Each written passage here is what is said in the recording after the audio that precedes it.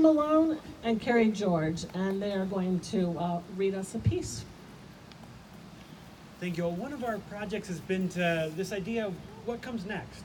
And so we've worked with various schools and probably had over 500 students from schools either walk and hike with us in the park or down by the river in Kent. And we would always start with this question of what does the river know? And that's kind of where we began. So we have two poems that we're going to read today. One starts with that question, and the next is a pledge of what do we do for the future. One of the things I'd like to ask them or make clear to them is the river will be a fourth grade student. It will belong to them longer than it will belong to me. And so using creative writing to teach the history of the river and also the story of the rejuvenation has been really a privilege for us, and we've enjoyed it a great deal. So this is the poem, What Does the River Know? The river knows when we got here, and it knows who was here first. The river knows about the signal tree pointing to warm homes, to summer. The river knows how blood moves in our hearts. It knows where tears come from. The river doesn't know it is 2 parts hydrogen. It is 3 parts dream and 1 part time. The river knows if a duck's quack echoes.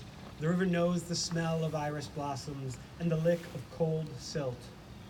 I think the river knows where we are going, and I don't mean north and south.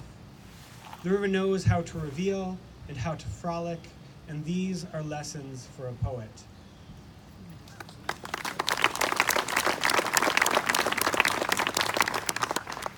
Thank you. So last year, I and a number of other student interns and workers got to take the 4th graders around the river and do some hiking with them. And so the interns and I created this poem. We all contributed lines to this poem, pledging the Jawbone River. So it's called Jawbone Pledge, and it's after a Gary Snyder poem.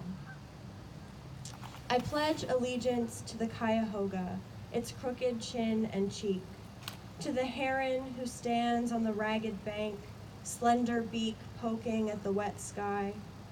I pledge allegiance to the pinch of pinery narrows crossed by iron trusses, to its song of industry and transportation, to the migrating warblers, their visiting sopranos repeating overhead, to the beeches and oaks clinging to steep valley walls, to spotted silvery sycamores and fat fissured cottonwoods lining the floodplain, to the rising burbles of a submerged turtle, her shell thick with algae from the body of the canal, to children's laughter lost in waves, carried, a soccer ball, a bobber, not to purple mountains, just the rising smoke of the train, to the daffodil-painted station, not to the bird on an old quarter, but eagles nesting on a tangle of limbs on a bare tree above the marsh, their white heads flashing above the nest's rim.